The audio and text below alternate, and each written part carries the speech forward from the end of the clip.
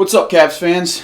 So, as most of you are aware, the Caps have clinched the President's Trophy. We are playing the Flyers first round of the playoffs, and we are going in with very mixed emotions from our fan base.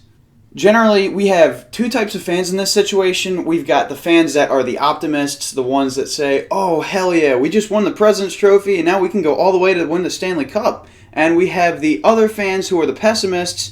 Typically, these are the fans that have been in the fan base longer. They still have scar tissue built up from over the years, who say, oh, you fans are a little bit naive. You know, the Caps, they've done this before, and they always seem to disappoint us in the first or second round.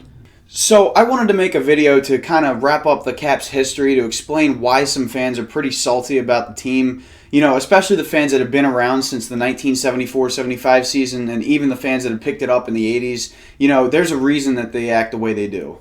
So, here's a brief history of the Caps, all summed up in a nice little fun 10-minute video or so. So, it all began in 1974. The world population was 4 billion people. Richard Nixon resigned from his position as President of the United States, and the Washington Capitals joined the NHL with the Kansas City Scouts as part of the 1974 NHL expansion. So, the team set up shop in Landover, Maryland, where the Redskins now play, sharing an arena with their fellow DC athletes, the Washington Bullets. The team is led by Jim Anderson as head coach and Milt Schmidt as GM. The Capitals have a record-setting year straight out of the gates, finishing with the fewest points of any team in NHL history, with a record of 8, 67, and 5. That was 21 points. The rest of the 1970s followed pretty much in suit, with 0 playoff appearances and an absolutely dismal regular season performances. In fact, the team was doing so poorly that the idea of moving the Capitals was a very real possibility. Thank God for those masochistic fans who rallied to have the team stay in the nation's capital. Otherwise, we would be like the Kansas City Scouts. Just before beginning the 1982-1983 season, Dave Poile traded with the Habs for Rod Langway, Brian Engblom, Doug Jarvis, and Craig Laughlin. This led to the team's first playoff appearance ever, nearly a decade after their formation. This also led to the beginning of the rivalry between the Caps and the Islanders and the Caps and the Flyers, since we were now finally competitive with them in the Patrick Division. The next few years were a battle in the Patrick Division, but like we see nowadays, the Capitals were cursed to be eliminated in the conference by the conference semifinals at the very latest. In the 1987 playoffs, the Caps played in one of the most infamous games in franchise history and one of the most well-known games throughout the league, when they lost to the Islanders in the fourth overtime of the last game of the series, despite outshooting them 75-52. Hockey was completely different back then. So now you understand how deep-rooted the rivalry we have with the Isles really is. Even if it doesn't show up and manifest that much anymore, it's still there. The heartbreak continues well into the 1990s. The Capitals finally make it to the third round in 1990, only to be swept by the Boston Bruins, and then their 14-year playoff appearance streak was ruined in the 1996-1997 season. But the next year, 1997-1998, is one of the more famous seasons in Caps history as well. This is the first year the Caps played at MCI Center, and the team was led by guys like Peter Bondra, Dale Hunter, Joey Juneau, Phil Housley, and Adam Oates, not to mention Ole Kolzig sitting in net, who was our star goalie for almost 20 years. He had a 92% save percentage that year, which, you know, adjusted for inflation is like 94-95% in 2016 save percentage. Everything was looking great for the Caps, and they made their first and only Stanley Cup final appearance, only to be swept by the Detroit Red Wings, who won the Cup the year prior. After a disappointing first-round loss to the Penguins in the 1990, 2000, and 2000-2001 season, the Caps knew that they needed to make moves since their talent was aging and the window was closing for a lot of their players, including guys like Peter Bondra. In one of the most controversial moves in franchise history, the Caps traded prospects for Jaromir Jagr with the Penguins and signed him to a whopping $77 million contract for 7 years. That's more than Ovi's making a year. To put this in perspective, Jagr was getting paid more per game in the early 2000s than most couples make in the year 2016, and he played like ass for us. Before the dark times known as the 2004-2005 NHL lockout, the team was in rebuilding mode, but also marked the beginning of the careers for guys like Brooks Lake and Alex Semin, who ended up leading the Caps into their burst in the later 2000s.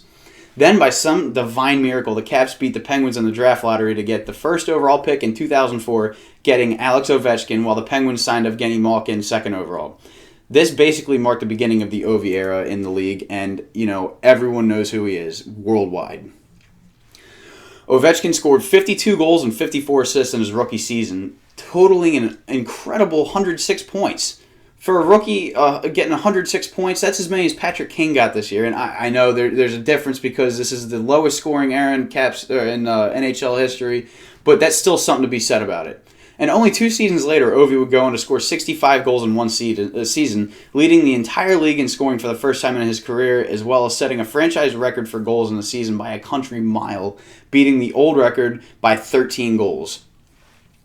In the 2006 draft, the Caps picked up Nicholas Backstrom 4th overall, 1 pick ahead of Phil Kessel, which began the era of the dynamic duo known as Ovi and Backy. Between that and filling some of their defensive and offensive depth needs, including guys like Tom Poti, the Capitals were moving in the right direction for talent. Another milestone was set in Caps history when former Bears coach Bruce Boudreau replaced head coach Glenn Hanlon. And now a perfect storm of Ovi and Mike Green's record-setting performances, Backstrom's rookie playmaking talents, the acquisition of guys like Matt Cook, Cristobal Huet, and veteran Sergei Fedorov, the Caps had one of the biggest rallies in NHL history, coming back from a crappy start to win the Southeast Division title. Unfortunately, they lost in Game 7 to the Flyers that year, but Boudreau basically proved himself to be a worthwhile investment, and the Caps extended his contract by a lot for a head coach. The next few years featured some record-setting performances, only to be edged out in the playoffs that year. In 2008-2009, the Caps rallied to come back from the 3-1 series deficit, only to lose to the Penguins in the second round the same year that they won the Stanley Cup. The year after that, the Caps got 121 points, only to be knocked out of the playoffs in the first round by Halak and the Montreal Canadiens. After that year, the Caps beat the Rangers first round in a 4-1 series, only to be swept by the Lightning in the second round. After a slow start in the 11-12 season, Boudreau was fired and quickly picked up by the Ducks, and he was replaced by Dale Hunter, who left after the Capitals lost in the second round to the Rangers. You see the scar tissue developing with the Rangers now. This season also marked the beginning of the Braden Holtby era. The next dark ages began when the coaching of former Capitals star Adam Oates started. Oates, who proved himself to be a micromanaging coach, led the team to a rocky start during the partial season, and after a first-round loss to the Rangers, we're losing to the Rangers again in the first round of the playoffs. The season after, the Caps missed the playoffs for the first time in 7 years, leading to the ultimate decision to purge the team of both Oates and George McPhee, replacing them with former longtime head coach of the Nashville Predators, Barry Trotz, and former assistant GM Brian McClellan. A lot of Caps fans were not happy about the GM move because Brian McClellan was seen as an extension of George McPhee's old policies, but he turned out to be a great GM. McClellan signed defensemen Brooke Orpik and Matt Niskin to large contracts during his first summer as GM, both of whom proved to be useful players on the blue line. The Caps, again, lost to the Rangers in the second round of the playoffs, but Barry Trotz proved to be an effective coach, making up for the mistakes that Oates had made over the last 2 years. And then last summer, Brian McClellan got TJ Oshie and former LA King Justin Williams, both of whom performed fantastic this year. Barry Trotz also led the team to its second ever President's Trophy in its 41 years of existence. So that's the Caps history wrapped up in what I think is about 7.5 minutes. So there you have it. That's the Caps history wrapped up in a 10-minute segment. Hopefully this allows younger fans to realize what the older fans are going through, because they've built up a lot of scar tissue over the years. There's nothing but disappointment in the 80s when we kept facing the Islanders and the Flyers in the playoffs. In the 90s, it seemed like every time we've reached a new rung of the playoffs, we would get swept, and we were developing rivalries along the way, and that kind of explains why we're rivals with the Flyers and the Penguins and formerly the Isles and now the Rangers a little bit more than normal. But also the last decade has been nothing but disappointment for the Caps. And a lot of people are saying, yeah, well, there's been a different Caps team this year. Head coach, GM are completely different people. Most of the players on the team are completely different people also. But it seems like the habits perpetuate, and that's what people are worried about. So anyway, thanks for sticking with me in this. I'm glad you tuned in with me. I'm just trying to, build some understanding between the newer fans and the older fans. The cynical fans and the optimistic fans. We're all fans of the same team. We all want the same thing. There should be no quarreling between us. So anyway, thanks for tuning in with me. I'm sorry I haven't been doing my individual game videos in a while, but I've had some technical issues with my equipment, and I'm glad I actually got to make this video before the playoffs started. This is something that I've been wanting to get off my chest for a little while because it's kind of bothering me, seeing a lot of negativity between the fans in all the blogs, all the subreddits, and all that. So I just wanted to try to build a bridge between the two fan bases of the same team so that we can have some understanding with each other. So until next time, let's go Caps.